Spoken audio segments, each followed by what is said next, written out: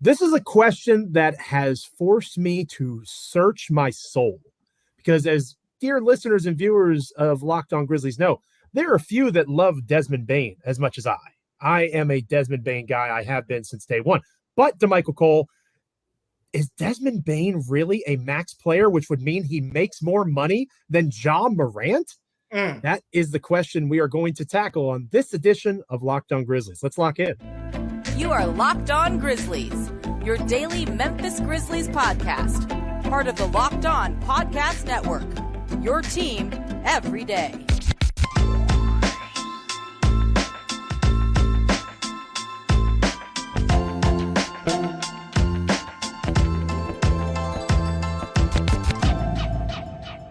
It is a question that I carry with great burden because I just love Desmond Bane so much. If you haven't noticed before, Damichael, and shout out to Damichael Cole. Welcome to Locked On Grizzlies. Sorry, I'm jumping right in. I just love Desmond Bane so much. Hey, this is a big topic. This is one we've kind of, Joe, we've been holding this one in for a while. They didn't know this, but we've held on to this one for like a week. No offense to Luke Kennard, but depending on how the show goes, we just might have to punt Luke a little bit because this is a heavy one for me. Are you familiar with John Oliver on HBO, Damichael? His show Last Week Tonight. Oh, Last Week Tonight, yes. Yeah. He had a bit going with Adam Driver where he would be like, crush my larynx, just awkwardly. And then obviously Adam Driver came on the show. It was super funny. I started with Desmond Bane, like doing awkward things like that to the point where maybe if I ever actually met Desmond Bane, he'd be like, oh yeah, you're that really weird guy on social media that says strange things about me.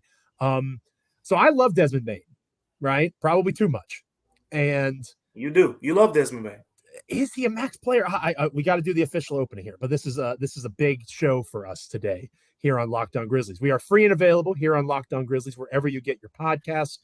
Check us out on YouTube, like, comment, rate, review, subscribe, all those fun things. Another reason I have to make sure I do this officially is we have a title sponsor today. That is Prize Picks.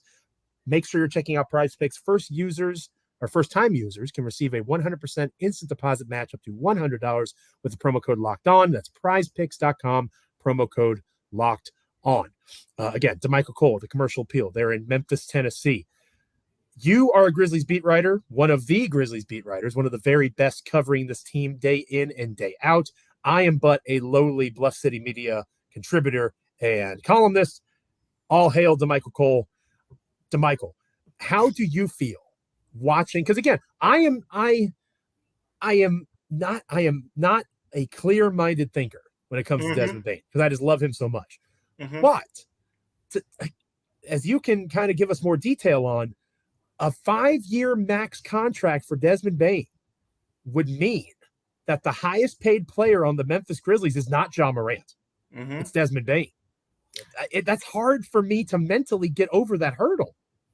Yeah, it's that ego thing in you. It's not. It's just the fact that you know who the player generates the ticket revenue and the players that the people love the most. But people aren't getting Christmas presents in the winter for their kid to go to their first Grizzlies game to go watch Desmond Bane. Yeah. Except for my children. Maybe my children. Because there are some, but the majority Ja Morant. They're Ja Morant, for sure. Now, but here's the thing. I mean, at the end of the day, Ja could have been a supermax player, right? So the reason we're having this conversation is because of some mistakes that Ja Morant made. That's why we're having this conversation. No, that's a very fair point. So at the end of the day, can't blame Desmond Bane for keeping his nose clean so far off the court and being a productive on the court player. Now, let's get into this max thing a little bit because we haven't heard your answer yet. I want to know your answer. Just your because I don't know where you're leaning. It feels like you're saying he doesn't deserve it, but in your heart he deserves it. That's what I'm getting from what you said. You'd love to see the man Desmond Bane get $207 million. But in terms of how it affects the Grizzlies, sounds like you're not big on that one. Here's where I stand. Okay, and this is similar. I mentioned Matt Hartlicka a lot. He has a really good Patreon page. People should check it out. I lean towards Matt on this. Matt's stance is if it's a 4-year deal, it should not be for the max. There's a trade-off. If Dez wants a player option or something like that, it's not a max contract because that protects the Grizzlies a little bit.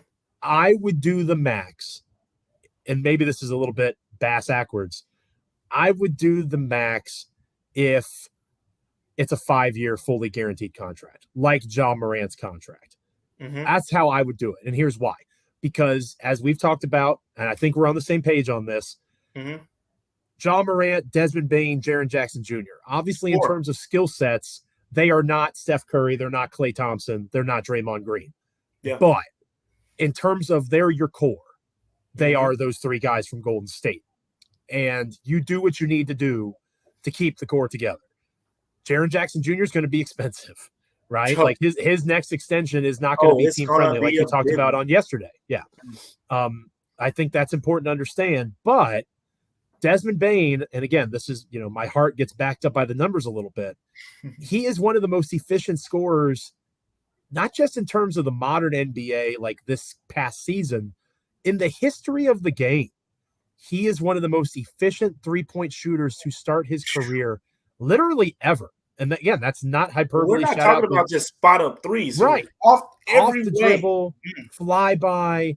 He is quite literally one of the most efficient. I think it's Steph Curry, Klay Thompson, one other guy, and him. Yeah. Like, that's the list. So I think you got to max him. I think you offer the 5-year full max, and you say, we are investing in you. We are investing in Ja Morant. Eventually, we will invest again in Jaren Jackson Jr. Yep. We believe in you.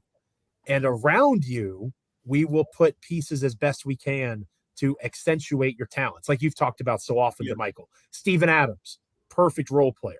Yep. They maybe try to find that perfect role player in Marcus Smart. Maybe he's arrived, right? But trying to put the pieces around these guys that accentuate their talent, but you've got your 3.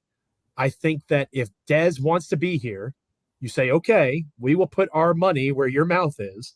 We will give you a 5-year full max contract with no options.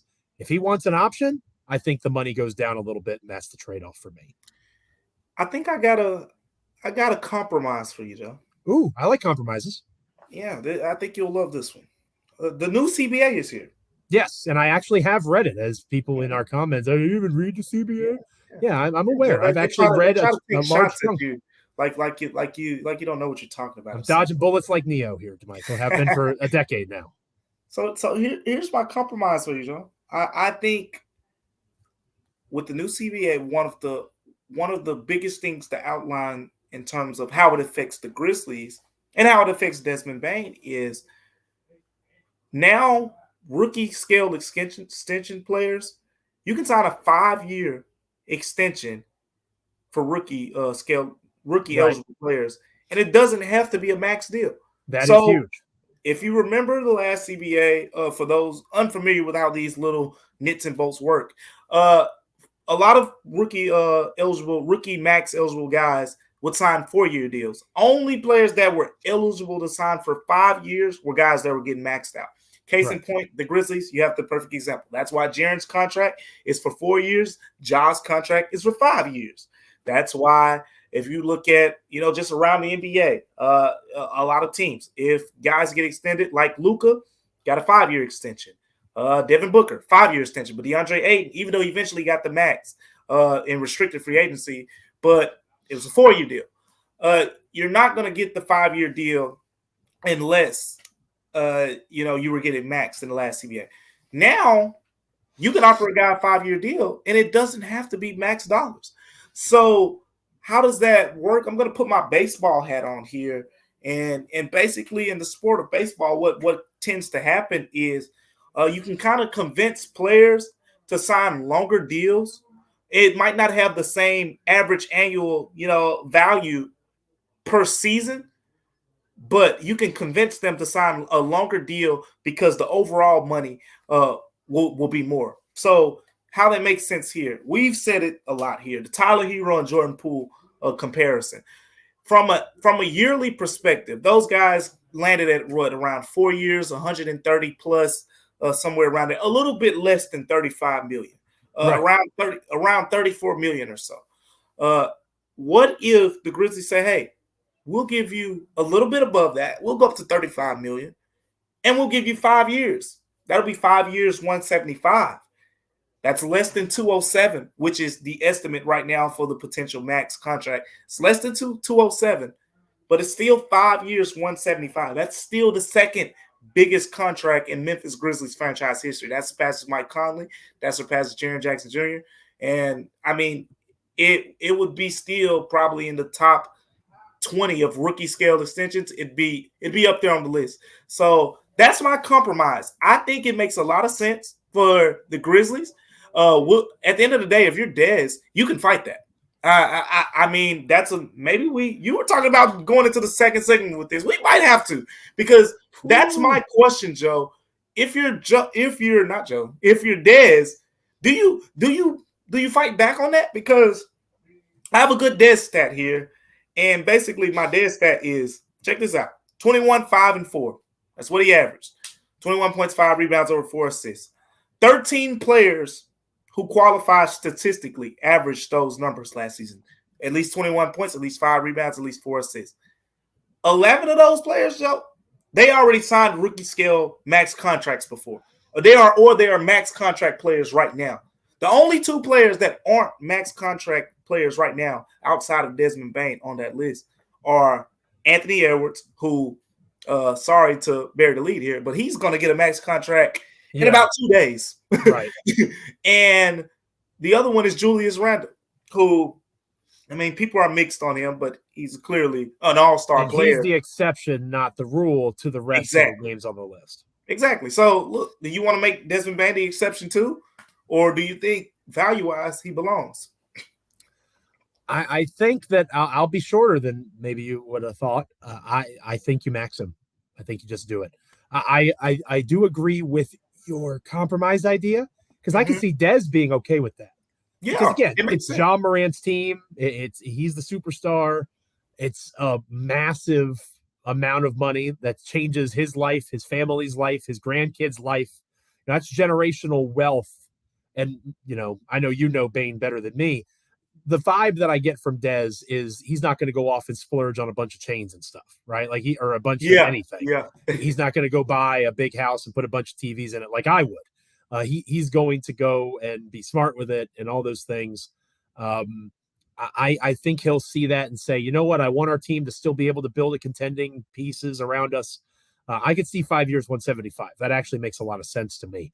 But I personally, if Dez came back and said, no, if he listens to Locked On Grizzlies and he just heard what you just said, and he's like, this is the list, I think I would still pay him. Again, as long as he agreed to that 5th year being fully guaranteed, because he, Ja, and Jaren are the core moving forward. Somebody who may not be a part of the core moving forward is Luke Kennard. Again, that pains me because I love Luke Kennard, but he's a guy who, depending on what the Grizzlies do over the next several days, which we'll talk more about later on, he could potentially be a piece that isn't here long-term. We'll talk about that next here on Locked On Grizzlies. But first, this episode of Locked On Grizzlies is brought to you by Prize Picks. Big fan of Prize Picks. And maybe you're thinking, Joe, why are you talking about Prize Picks? NBA season is over. Oh, my friend, you clearly don't know that Prize Picks is active through Major League Baseball, PGA Tour golf, all different types of WNBA sports, soccer, NASCAR. Prize Picks is available year-round, and they do a remarkable job making you feel less like you're competing against other people and more like you're competing against projections available, because that's exactly what the circumstances are. Entries on Prize Picks can be made in 60 seconds or less. It is that easy with safe and fast withdrawals. They are currently operational in over 30 states as well as in Canada. How do you project a pitcher striking out more or less than 7.5 of the batters they face? If you're strong with that, you'd be strong with Prize Picks. Download the Prize Picks app or go to prizepicks.com to sign up and play daily fantasy sports. First-time users can receive a 100% instant deposit match up to $100 with the promo code Locked On. If you deposit $100, Prize Picks will give you $100. If you deposit $50, Prize Picks will give you $50. Don't forget to enter the promo code Locked On at sign up for an instant deposit match up to $100. Luke Kennard, is he longed for this Grizzlies world? We'll talk about that next here on Locked On Grizzlies. Welcome back to Locked On Grizzlies. I am one of your hosts, Joe Mullinax, joined by Damichael Cole of the Commercial Appeal there in Memphis, Tennessee, a Memphis Grizzlies beat writer for that publication. I of Bluff City Media, Grizzlies columnist. That's my full-time gig, but right now I'm currently helping run the content side of things as we transition to a new lead editor over at BCM and GBB.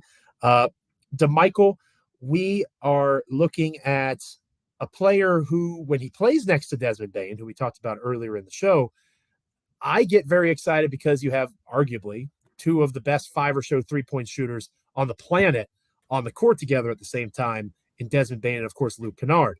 Luke Kennard is sneakily available for an extension himself this offseason. His contract next year is, I believe, a full team option. So the Grizzlies can choose to opt into that, build upon that. There's lots of different routes they can go in terms of extending Luke Kennard, which sounds crazy to say out loud because he was literally traded for Danny Green and a couple of second-round picks not too long ago. But if you watch the Grizzlies in the playoffs especially, you knew just how significant Luke Kennard was to that half-court offense of Memphis. You have to respect his range shooting, and that creates so much room for Morant and others to operate off the dribble. So my question to you, dear partner, is do you think Luke Kennard has done enough to be extended by the Memphis Grizzlies right now? Or is this something where you'd like to see a larger body of work? Because, again, Memphis could just opt into the team option like they did Xavier Tillman a couple of days ago, and Luke's on the team for 2024, 2025. Two-part answer. Done enough? I actually think he has. I would agree with you. He is. I mean, he clearly is one of the best shooters in the NBA. That's not going to change.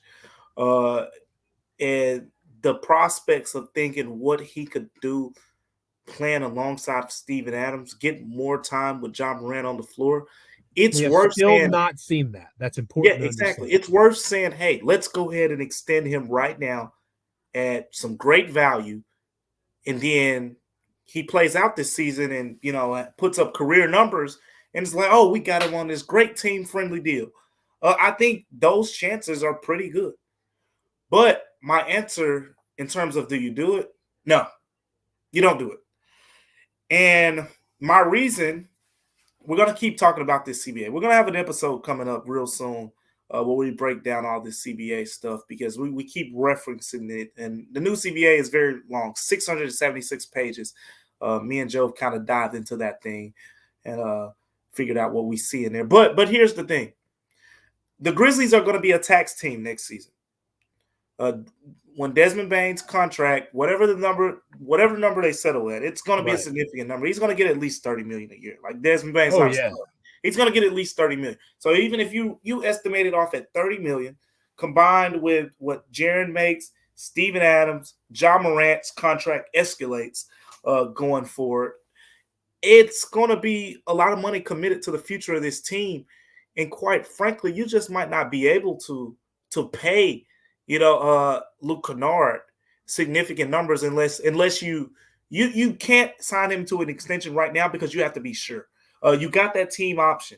You can opt into the team option after this upcoming season. Then he wouldn't be a free agent until summer 2025. So you got a lot of time to make this decision.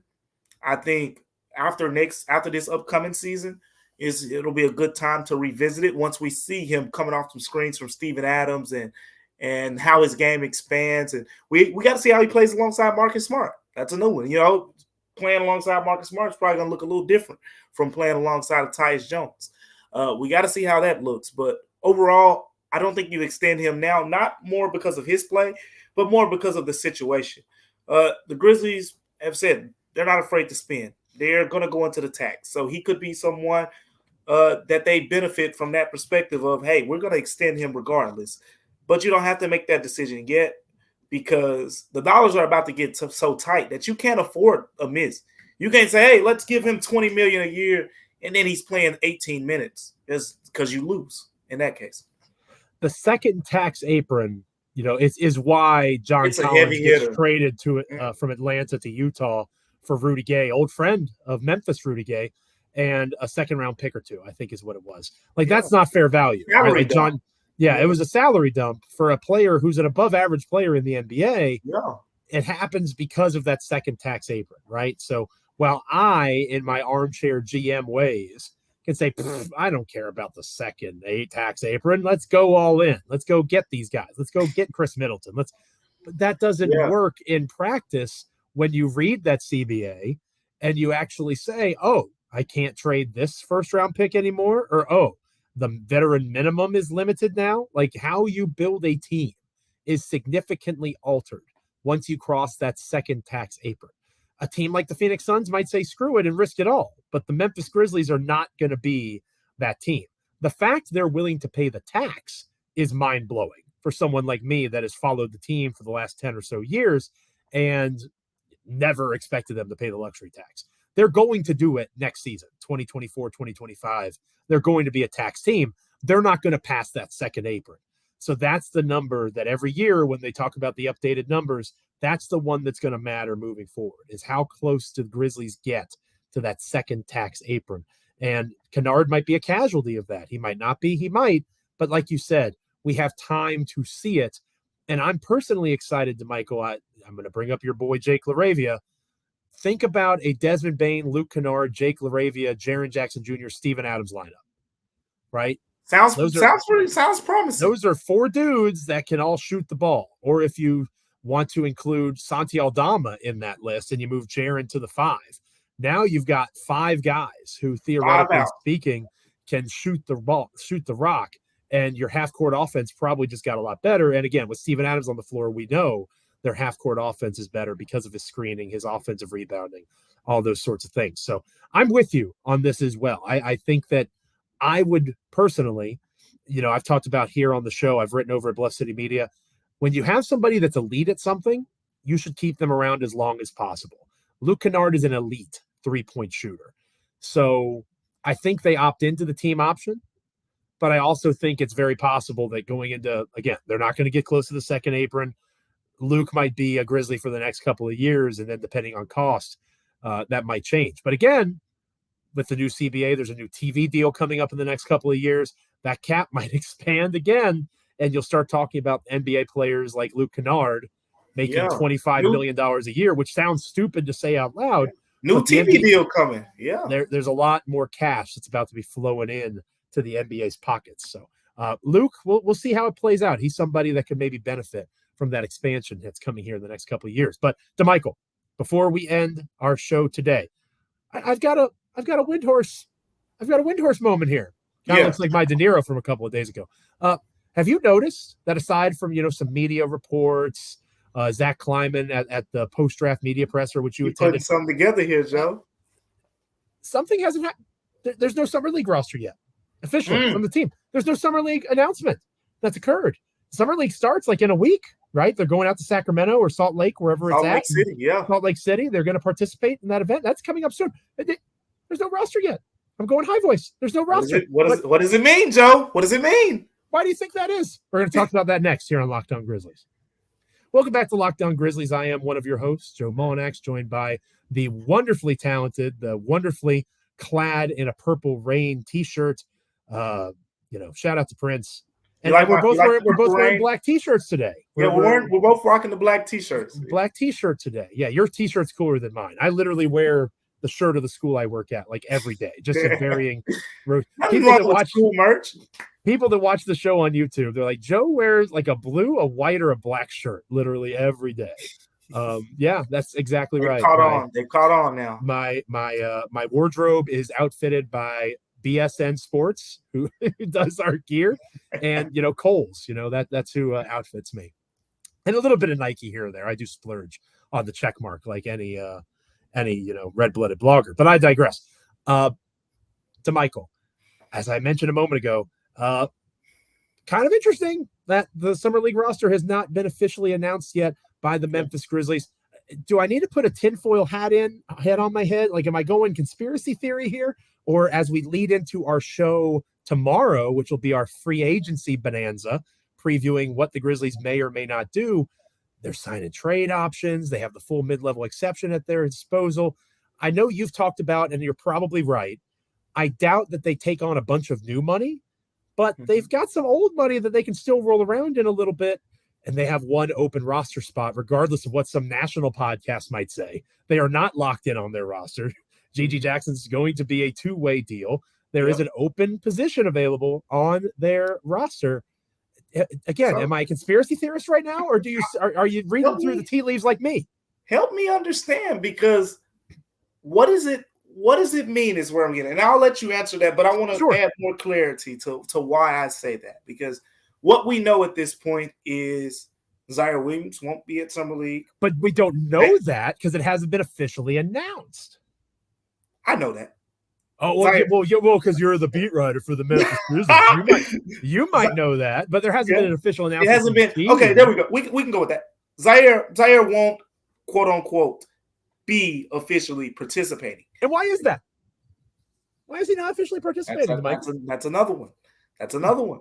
Now, we know that according to Zach Kleiman, at least, Jake LaRavia will be there. David Roddy will be there. Kenneth Lofton Jr. will be there. Then your two-way guys, your three two-way guys, excuse me, Vince Williams, Jacob Gilliard, and Gigi Jackson. Quite frankly, why do we care about anybody else being in Summer League? Those are the guys that we should care about. But Gigi Jackson, your two-way guys, and your guys who will be playing in their second season. So help me understand. Why do we care about some random guy who played in the CBA, in the Chinese Basketball Association last year, being a point guard on the Grizzlies in Summer League? Why are we waiting on that? I think that because you actually have relationships that have been developed with these people, you trust them more than I do. I think that the official roster hasn't been put out yet. Oh, I see what you're getting at. Once the official roster is out there, it could be kind of awkward. You got to make some changes. Jake LaRavia would have been in Salt Lake City if he hadn't been traded to the Milwaukee Bucks. I see what you're cooking, Joe. I see what Zaire Williams isn't going to Summer League, but he didn't outwardly say, at least not publicly, that Zaire Williams is not going to Summer League. He was just a name that was left off the list. Now, why is that? Why is a young, rising into his third year guard who struggled and dealt with injury? Xavier Tillman played as a third-year big in Summer League, but Zaire Williams isn't. Zaire Williams is better than Xavier Tillman? Huh? Xavier Tillman started in playoff games and then went to Summer League, but Zaire Williams isn't? Tell me why that is. Tell me why that is. Well, I think that there might be some maneuverability coming to Michael, or at least that's what I'm hoping, because it would make our next 72 hours or so a lot more interesting. I see what you're putting down, Joe. I don't know why I didn't dig into the Joe Mullinax that I know. If I would have digged into the madness of your brain, I would have figured that out. I don't know why madness. I didn't think that part of it through, but I think that makes sense. We've talked about it. If there are some moves to be made, at this point, one of those guys are probably going to be correct involved. So that part of it makes sense, but I'm not reading too much into it. I give them to the end of the week. If we don't hear something by Friday, then yes, this is definitely of concern, because free agency starts on that day, and we don't hear something by then I'm with you. And then we need to really find out what's going on. One of the fan theories, after I tweeted about this, because I wanted to use the Windhorst, the meme. Why would they do that? I just think that's so funny. There's a Kennedy Chandler conspiracy theory that one of the reasons this hasn't been announced yet is Kennedy Chandler might be one of the guys returning to Memphis who had to be waived, to make room for Kenneth Lofton Jr., everybody's favorite. We'll do our versus episode next week, talking about Kenneth Lofton Jr. against John Conchar. I'm sure that's going to be rip roaring in the comments. Everybody's going to be so fired up. But we might not have to do that episode anymore because John Conchar, he obviously wouldn't go to Summer League. He's aged out of that. Literally, he's like 27 years old. But John Conchar, maybe he's not on the roster, right? I think that whether it's a trade, whether it is bringing back Kennedy Chandler, which again, I'm not in love with that idea. I think he's a good basketball player. I think he's a good prospect that they didn't want to let go of, and they had to out of necessity. But I just think that's strange. Like the Indiana Pacers have announced their Summer League roster. Other teams have announced their Summer League roster. Even officially, like the San Antonio Spurs saying that Wembanyama won't join the team until they get to Las Vegas. Right. There have been official announcements by the team. You can say that Zach Kleiman and a post-draft presser is official, but to me, there is something different from a press release from the organization and an off-the-cuff comment answering a question at a press conference. So I think there might be maybe a little bit of smoke. And again, the most likely thing is nothing happens, right? They use the mid-level exception to bring in somebody. I do think they'll bring in someone else, but it might not be as substantial as what I'm alluding to. Yeah. But I think they're keeping options open to Michael. That's what I think. Hey, I get it. And I'm not opposed to it, Joe. I see. I'm picking up what you're putting down now. For a second, I was wondering if you were thinking they're going to add some guy from the Australian League, from the NBL to come over here and be the 15th man or something. But I'm picking up what you're putting down. Makes perfect sense to me. Again, I think, Jake LaRavia is a guy they like. Tyler is a guy they've liked in the past, and they know what they can get from Zaire. Your wording is interesting there, partner. They've liked in the past. I'm just saying. I liked my ex-girlfriend in the past, but she's now an ex-girlfriend to Michael. She's an ex now, right? But I think I wouldn't expect anything, at this point. I feel like what we're gonna see is we'll talk about it when we dive into the free agency, but I'm not expecting too much more roster turnover. It'll surprise me if that's the case. And again, let me be the conspiracy theorist on our Friday edition of Locked On Grizzlies, closing out the week, closing out the month. It's been a very successful month for us here at Locked On Grizzlies, and we are appreciative of that. Our subscriber numbers keep going up on YouTube, our downloads, all those things. We're staying steady as the season, we're in the off season now, and our numbers are still pretty strong compared to where we normally are this time of year. So thanks to everybody that's checking us out. So we're going to do a Friday edition of the show that is a free agency bonanza. We're going to talk about sign and trade possibilities. We're going to talk about the mid-level exception. Damichael is going to throw water on all of my great ideas and say, they're not actually going to do that. And he's going to probably be right, but I'm going to be more fun in my discussions of all the crazy things that I can conjure up in my mind. So a mock off season, maybe. And am I allowed to use that phrase? I don't know if they have it trademarked over at the Dunked On podcast, but maybe what we would like to see the Grizzlies do in terms of reality versus big swings. I wrote an article for Bluff City Media about Bogdan Bogdanović. I think he'd be a wonderful trade target. I saw that, John, and I like the way that you come out swinging, because that's one of the best shooters from a contested standpoint.